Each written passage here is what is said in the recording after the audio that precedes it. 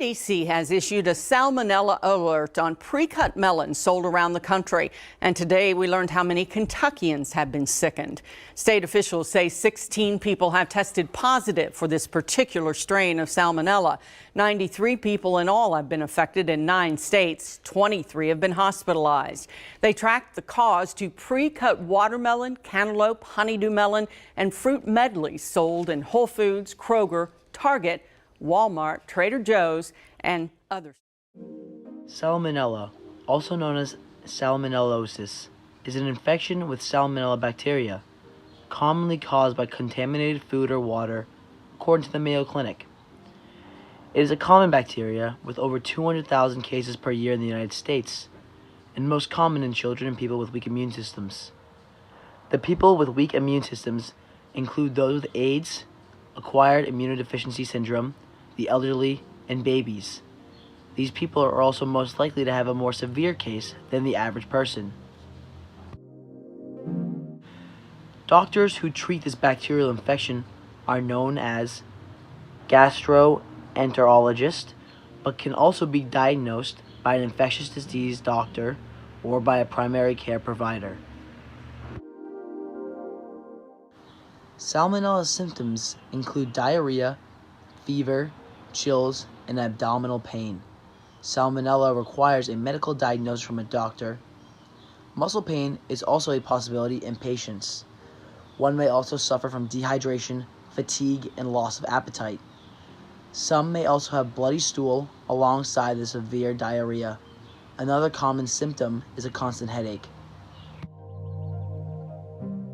Oftentimes, lab tests and imaging are often required for one diagnosed with salmonella and must be treated by a medical professional. Salmonella is treated with a consistent use of fluids like water. In severe cases, patients may also need IV fluids and even antibiotics. Antibiotics are used to stop the growth of and kill the bacteria in the body.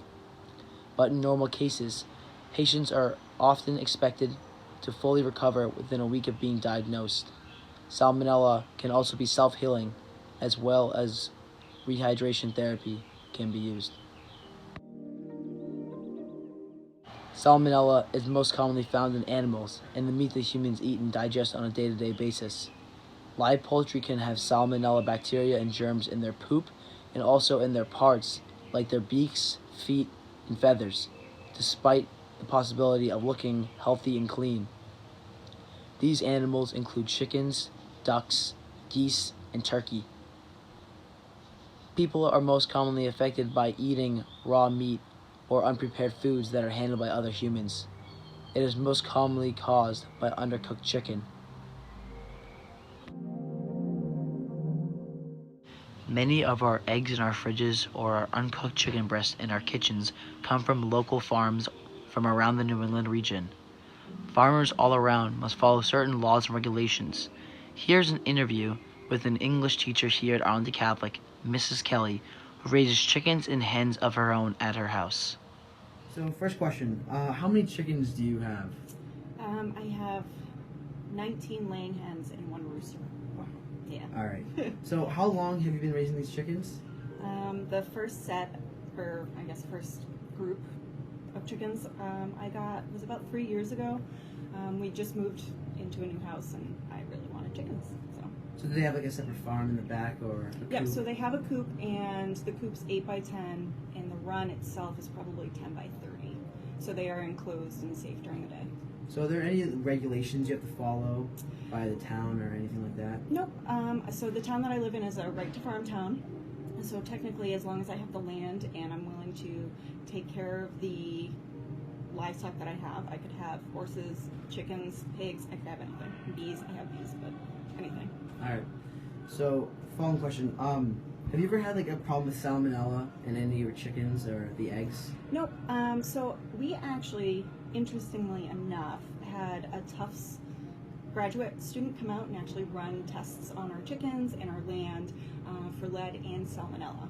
And that was pretty much right when we got the chickens, about 3 years ago, and their studies came back that we actually have lower amount of lead in the eggs and the chickens and stuff than a usual backyard chicken keeper does, and no salmonella. Do you know why that is with the lead? Probably just the ground, the soil that they use to have. Yeah. So I think we probably just have nutrient-rich soil. Perfect. Thank you, Miss Kelly. That's it? Appreciate it. Yep, that's it. Okay.